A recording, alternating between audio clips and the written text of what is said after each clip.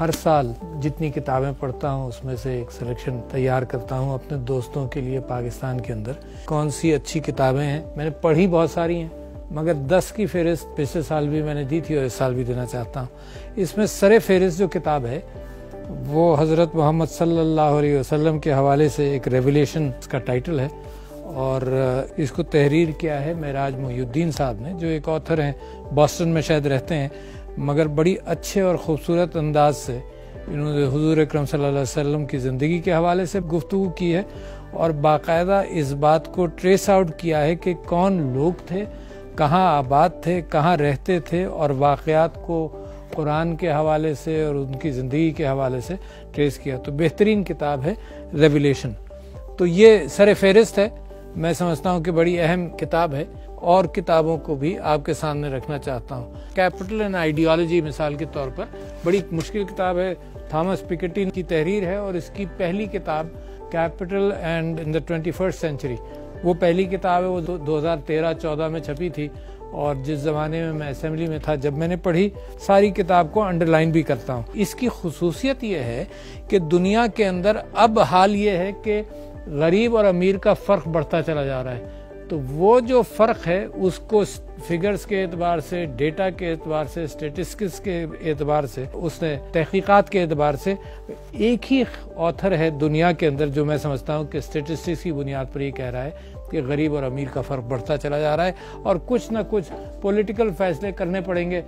یہ leftist ideology سے قریب ہے مگر لیفٹسٹ تو ہم بھی ہیں اس معنی کر کے کہ ہم سمجھتے ہیں کہ مساوات محمدی جو ہے وہ اس بات کا اہتمام کرتا ہے کہ یہ فرق غریب اور امیر کے اندر زیادہ نہ بڑھے. اپنی تاریخ, ہندوستان کی تاریخ میں مجھے یہ کتاب بہت پسند آئی, ولیم ڈیلرمپل کی انارکی.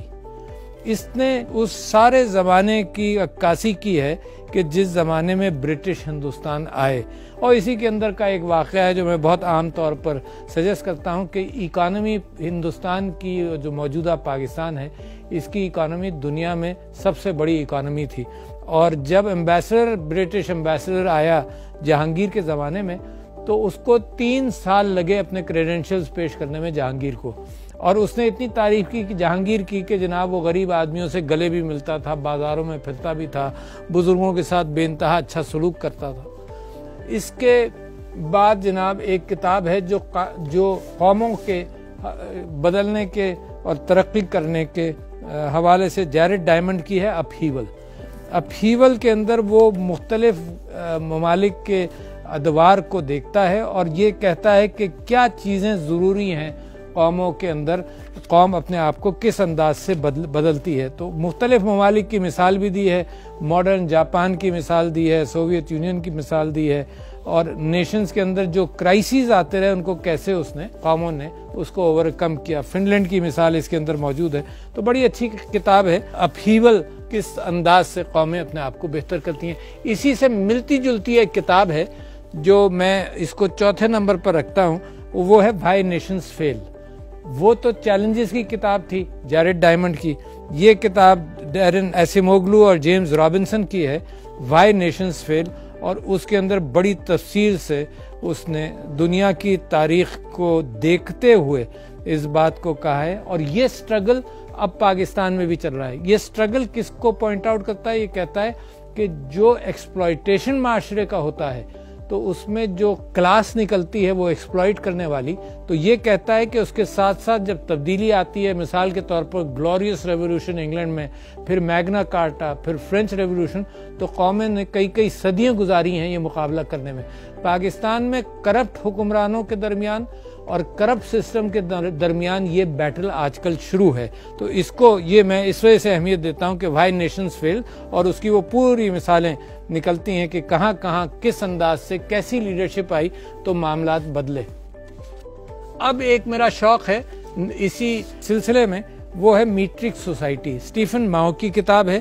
اس میٹرک سوسائٹی کے اندر یہ اس بات کی وضاحت کی گئی ہے کہ ہر چیز کو ناپ تول کر جب لے کر چلتے ہیں انسانوں کو تو بڑا سٹریس بھی ہوتا ہے. جیسے بچے ہیں, 2 بیٹوں کا میں اپنے آپس میں مقابلہ نہیں کراؤں گا, میں جب وہ سوسائٹی میں آتے ہیں تو ہر چیز مقابلے پر چلتی ہے, تو اس کو کیسے ہینڈل کیا جائے. بڑی اچھی کتاب ہے دا میٹرک سوسائٹی. اب 3 کتابیں میں آپ کے سامنے ایسی رکھنا چاہتا ہوں جس کے اندر آج کل کی کوانٹم میکینکس، کوانٹم فزکس اور اس کے ساتھ ساتھ آئنسٹائن کی جنرل تھیوری آف ریلیٹیوٹی اور اسپیشل تھیوری اور وہ کائنات کے حوالے سے اور انسان کی تلاش خدا کے اعتبار سے کہاں جاتی ہیں۔ تو یہ ایک شان کیرل کی کتاب ہے دی بگ پکچر۔ یہ اس کے اندر ہر سائنسدان اب اس بات کو دیکھتا ہے کہ سائنس کیا کہہ رہی ہے اور پھر آخر کار وہ اس نتیجے پہنچتا ہے کہ خدا کی تلاش اور کائنات کی پوری پکچر اس کی سمجھ میں آ جائے۔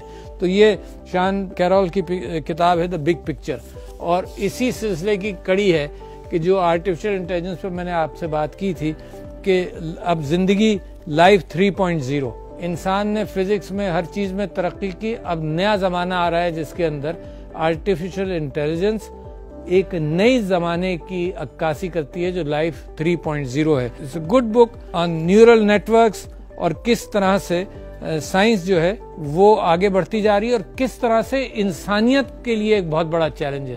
لائف 1 اور لائف 2 ہم گزار رہے ہیں، اور اب جو زمانہ آئے گا وہ انسان بدلے گا، یا تو کمپیوٹر کے ساتھ اس کا ڈائریکٹ لنک ہوگا یا پھر وہ سائبور کے اعتبار سے سپر انسانی ریس بنے گی۔ تو یہ ہے لائف 3.0، اور اس سلسلے کی تیسری کتاب ہے سپر انٹیلیجنس بائی نک بوسٹرم، کہ اچانک اب فلموں کے اندر ایک فلم بھی بن گئی ہے سپر انٹیلیجنس پر، ورنہ فلموں کے اندر اس بات کو دکھایا جاتا ہے کہ کمپیوٹرز نے کیسے دنیا کو ٹیک اوور کر لیا۔ یہ اب حقیقت ہے کہ کمپیوٹرز کی طاقت بڑھتی چلی جا رہی ہے، اس کو کیسے ہینڈل کیا جائے، کس طرح کی ریسرچ کی جائے، دنیا کے سپر پاورز اس کو خفیہ ریسرچز کے طور پر آگے چل رہے ہیں۔ تو یہ بڑی اچھی کتاب ہے نک بوسٹرم کی آن سپر انٹیلیجنس۔ ان 10 کتابوں کے آخر میں ایک کتاب جو بڑا اسٹرانگلی ریکمینڈ کرتا ہوں لوگوں کو، وہ ہے art of thinking clearly, Rolf Dobelli کی۔ اس نے جو تعصبات ہمارے ذہنوں میں، ہر انسان کے ذہن میں ہوتے ہیں، کس چیز کو کیوں ریفرنس دیتا ہے، یہ اس نے بائسز کی گنتی جو ہے وہ تقریباً 100 بائسز کو گن کر، اور جس سے آپ ہر شخص آئیڈینٹیفائی کرے گا اپنے آپ کو کہ وہ خود کن بائسز کو اوائڈ کر سکتا ہے۔ اور ساری کتابوں کو میں انڈرلائن کرتا ہوں، اور انڈرلائن کرتے ہوئے اور پھر اس کے نوٹس بنا لیتا ہوں۔ تو یہ آخری کتاب ہے مگر بڑی اہم کتاب ہے۔ جب آپ اس کتاب کو پڑھیں گے تو آپ کو پتہ چلے گا کہ انصاف کتنا مشکل ہے، ہم اپنے پریجوڈسز کی بنیاد پر ہر فیصلہ اسی بنیاد پر کرتے ہیں۔ تو یہ تو اس سال کی 10 کتابیں ہو گئیں، مگر یہ 10 کتابیں تو میں سمجھتا ہوں کہ میں نے اتنی ساری پڑھی جس کے اندر یہ 10 ہے، مگر اس کے اندر کچھ چیزوں کا جن کا ذکر میں ویسے کر چکا ہوں۔ ایک خوشونت سنگھ نے اینڈ آف انڈیا لکھی تھی 2003 میں، ایک جو ہندوستان کے اندر کیفیات ہو رہی ہیں رائٹس کے حوالے سے، وہ گجرات کے جو رائٹس ہوئے اس پر ایک کتاب ہے رانا ایوب کی۔ پھر کچھ وجوہات سے میں نے علامہ اقبال کی reconstruction of religious thought in Islam دوبارہ پڑھی۔ پھر ایم جے اکبر جو انڈین جرنلسٹ ہیں، پھر پارلیمنٹیرین بنے، ان کی کتاب کے مسلمان کس طرح سے پستہ چلا گیا رائٹس آفٹر رائٹس کے اندر۔ اور کتابیں جو میں نے پڑھی اس کے اندر پروٹوکول ہے، اچھی کتاب ہے جو باراک اوباما کے پروٹوکول آفیسر نے لکھی۔ ایک اور خوبصورت کتاب جو مجھے بڑا پسند آئی وہ ہے میکرز آف ماڈرن سندھ۔ ایک خلاصے کے اعتبار سے آپ کو حسن علی افندی، محمد علی جناح اور جناب سندھ کی بڑی شخصیات کے، خان بہادر حسن علی افندی اور سندھ کی بڑی شخصیات کے حوالے سے فاطمہ جناح، ان کے متعلق ایک سمری مل جاتی ہے۔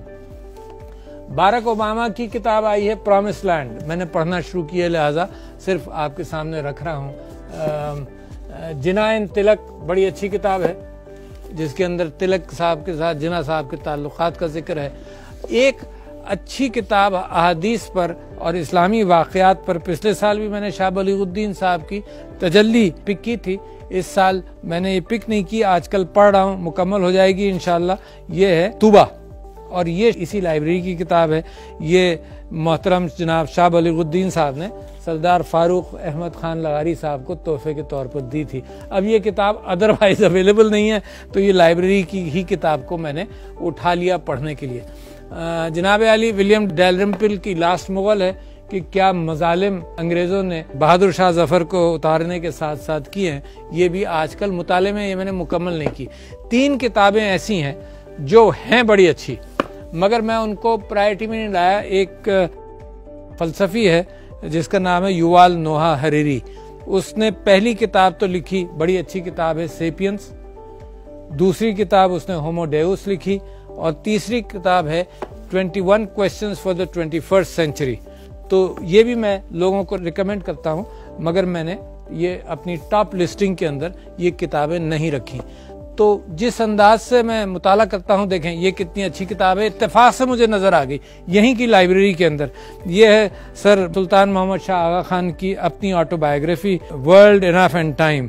یہ ڈان نے پبلش کی تھی, اور بڑا مزہ آیا مجھے پڑھ کر, کیونکہ اس زمانے کے محلات میں کیا کچھ ہوتا تھا سارے یورپ کے اندر, اور رشیا, اور انہوں نے دنیا بھر کا ٹور کیا. اور پاکستان موومنٹ کے حوالے سے he was the first president of the Pakistan Muslim league. اور اس کتاب میں انہوں نے اتنی خوبصورت بات کی ہے کہ 1907-8 کے دوران جب محمد علی جناح صاحب قائد اعظم یہ کوشش کرتے تھے کہ ہندو اور مسلمان ساتھ چلیں, تو وہ جب مسلم لیگ بنی تو وہ کہتے ہیں ہمارا سب سے بڑا اپوننٹ ایک بریلینٹ بیرسٹر تھا بمبئی کا, جو ہمارا سب سے بڑا اپوننٹ رہا. تو محمد علی جناح صاحب 1930 اور 28 کے قریب جب علامہ اقبال کے الہ آباد ایڈریسز ہوئے, اس سے پہلے ان کی سوچ بدلی. تو اس میں بڑا اچھا ذکر ہے ہاؤ ہسٹری فلوز. دیکھیے تاریخ چلتی ہے انسانوں کے بلبوتے پر. تو یہ کتابیں پڑھنے سے مجھے اندازہ ہو جاتا ہے کہ کون کیا سوچ رہا تھا اور کس طرح سے تھا. میں اگر اپنی زندگی کے ایام کو اور سالوں کو قلیل سمجھتا ہوں تو کسی اور چیز میں زندگی میں مجھے کبھی احساس نہیں ہوا. مگر جب اس لائبریری میں آتا ہوں یا جب کتابوں کا میں مطالعہ کرتا ہوں تو مجھے لگتا ہے کہ اتنا علم ہے, اتنا مجھے شوق ہے, اتنی ساری کتابیں ہیں کہ میرے لیے یہ زندگی بڑی مختصر سے ہے, پر اللہ تعالیٰ نے جو دی ہے وہی رہے گا. کچھ نوٹس بنا لیتا ہوں, وہ یہاں پر ضرور کہیں موجود ہوں گے. یہ میں جب نوٹس بنا لیتا ہوں ہر کتاب کے, تو سوچتا ہوں جب میں کوئی چیز لکھوں گا تو یہ جو انڈرلائن کرتا ہوں یہ میری کوئی مدد کر دیتا ہے اس میں, پھر اس کو کمپرائز کرنے میں اور لکھنے میں. تو مجھے پوری کتاب کا مطالعہ نہیں کرنا پڑے گا. دی اینڈ آف انڈیا کے جیسے نوٹس ہیں, یہ پروٹوکول کے نوٹس ہیں, تو پوری کتاب کا مطالعہ نہیں کرنے کا. جو اہم چیزیں میں نے لکھی تھیں, جو انڈرلائن کی تھیں, اور میں ہر کتاب کو خوب انڈرلائن کرتا ہوں, تو جو کتابیں میں نے انڈرلائن کی تھیں ان کے نوٹس بھی بن جاتے ہیں. زندگی میں اگر موقع ملا تو کہیں کمپائل کر لوں گا, کچھ کروں گا. مگر جب میں لوگوں سے گفتگو کرتا ہوں یا اس صدارت کی ذمہ داری میں کہیں جا کر تقریر کرتا ہوں, تو ان کتابوں سے مجھے یہ فائدہ ہوتا ہے کہ لوگوں کا علم میں اپنی گفتگو کے اندر لوگوں کے سامنے, دوسروں کے سامنے پیش کر سکوں. کتابیں کب پڑھتا ہوں میں, آپ یہ سمجھ لیجئے کہ سفر کرتا ہوں تو صرف کتاب پڑھتا ہوں اور کوئی کام نہیں کرتا. گاڑی کا سفر ہو, ہوائی جہاز کا سفر ہو, تو صرف کتاب پڑھتا ہوں. جیسے ہی گھر جاتا ہوں تو کتاب پڑھتا ہوں. اگر اپنے دفتر میں بیٹھا ہوتا ہوں تو کتاب پڑھنے کا موقع کم ملتا ہے, مگر جہاں بھی کوئی گیپ آتا ہے تو وہ گیپ میں کتاب ضرور پڑھتا ہوں, اور انڈرلائن کرتا رہتا ہوں, مارک کرتا ہوں. بہت ساری چیزیں میں کرنٹ نالج کے اعتبار سے کمپیوٹرز میں پڑھتا ہوں, اس کی تو کوئی گنتی نہیں ہے. صرف میں چاہتا ہوں پاکستان کے اندر کتاب پڑھنے کا شوق رہے. جس کنسائز انداز سے لکھنے والا کتاب کی تیاری کرتا ہے وہ تقریر کے اندر بھی نہیں آ سکتی, اور تقریر اتنی لمبی کوئی سنتا بھی نہیں ہے. تو لہٰذا کتابیں پڑھیے, جو میں نے سجیسٹ کیا وہ بھی دیکھیے, اور لوگ بھی سجیسٹ کرتے ہیں وہ بھی دیکھیں, انڈرلائن کریں. اور یہ شوق جو ہے علم کا, پڑھنے کا, یہ کبھی ختم نہیں ہو سکتا. اور آپ سے پاکستان کے اندر میں گزارش کر رہا ہوں کہ یہ شوق اس کو اور بڑھنا چاہیے, جتنا ہے اس سے زیادہ بڑھے.